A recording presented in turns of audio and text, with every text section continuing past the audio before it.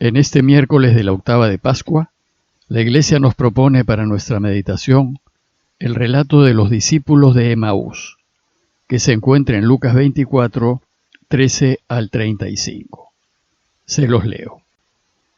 2 discípulos de Jesús iban andando aquel mismo día, el primero de la semana, a una aldea llamada Emaús, distante unos 60 estadios de Jerusalén.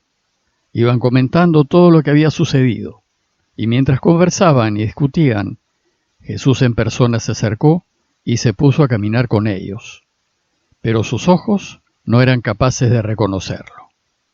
Él les dijo: ¿Qué conversación es esa que traen mientras van de camino? Ellos se detuvieron preocupados, y uno de ellos, que se llamaba Cleofás, le dijo: ¿Eres acaso tú el único forastero en Jerusalén que no sabe lo que ha pasado allí en estos días? Él les preguntó: ¿Y qué ha pasado? Ellos le contestaron: lo de Jesús el Nazareno, que fue un profeta poderoso en obras y palabras ante Dios y ante todo el pueblo, cómo lo entregaron los sumos sacerdotes y nuestros jefes para que lo condenaran a muerte y lo crucificaron.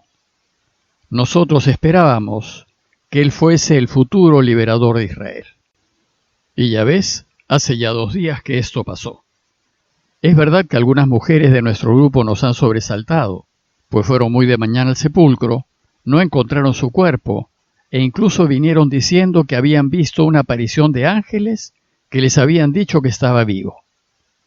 Algunos de los nuestros fueron también al sepulcro y lo encontraron como lo habían dicho las mujeres, pero a él no lo vieron. Entonces Jesús les dijo: ¡Qué necios y torpes son para creer lo que anunciaron los profetas! ¿Acaso no era necesario que el Mesías padeciera esto para entrar en su gloria? Y comenzando por Moisés y siguiendo por los profetas, les explicó lo que se refería a él en toda la Escritura. Ya cerca de la aldea donde iban, él hizo ademán de seguir adelante. Pero ellos lo apremiaron diciendo: «Quédate con nosotros, porque atardece y el día va de caída». Y entró para quedarse con ellos. Sentado a la mesa con ellos, tomó el pan, pronunció la bendición, lo partió y se los dio.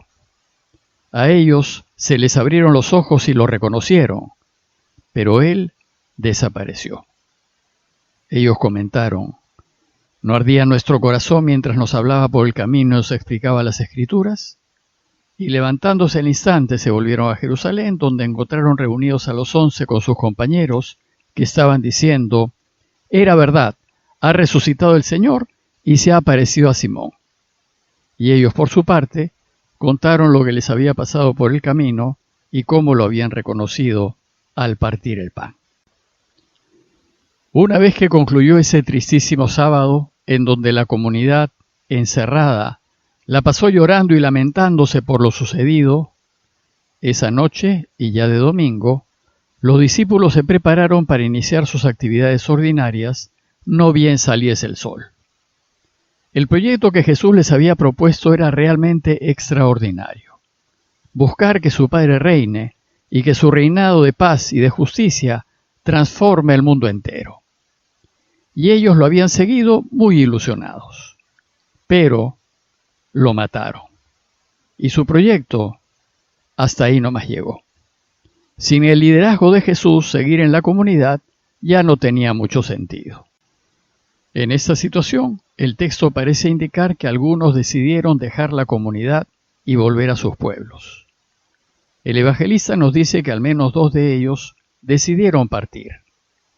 Esto es algo extraño, pues para los judíos la semana de celebraciones pascuales recién comenzaba, y lo natural era participar de la fiesta toda la semana.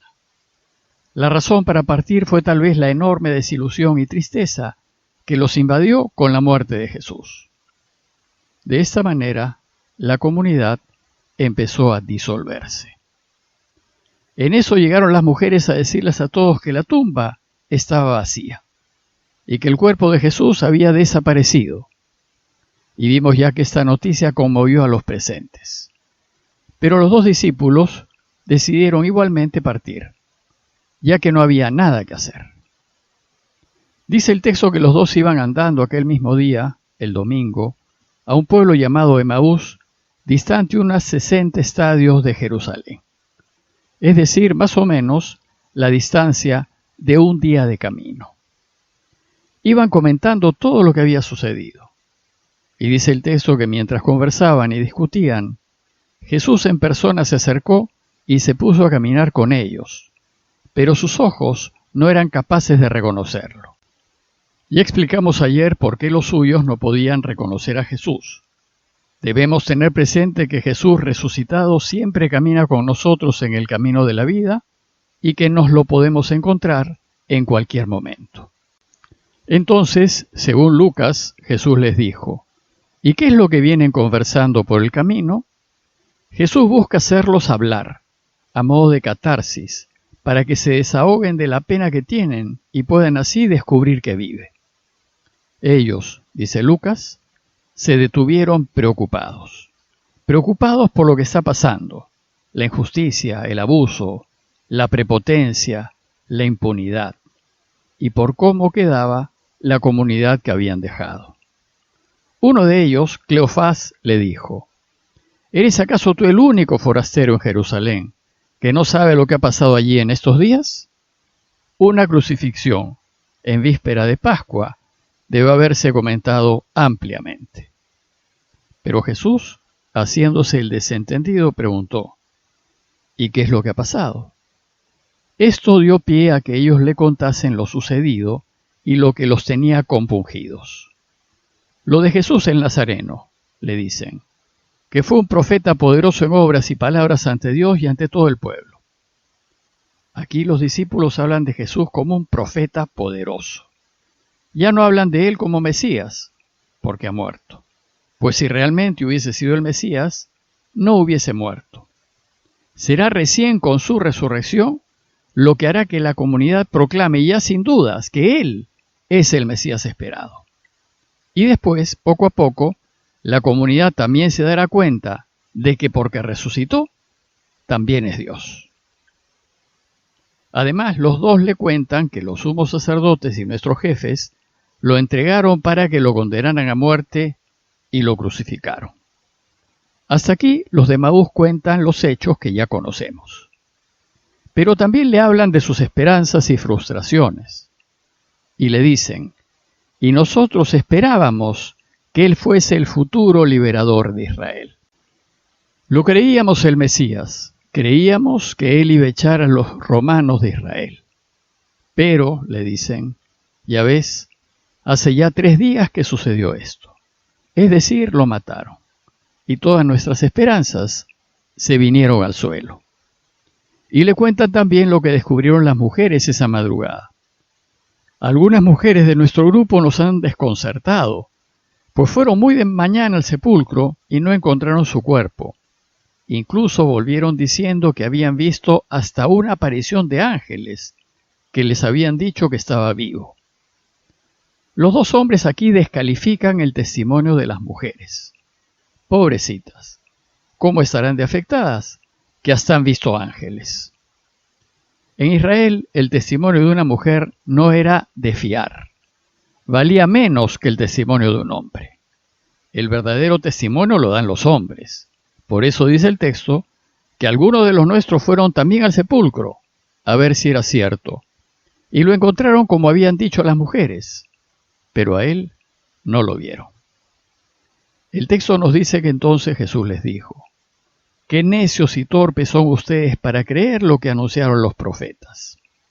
¿Acaso no era necesario que el Mesías padeciese esto para entrar en su gloria?»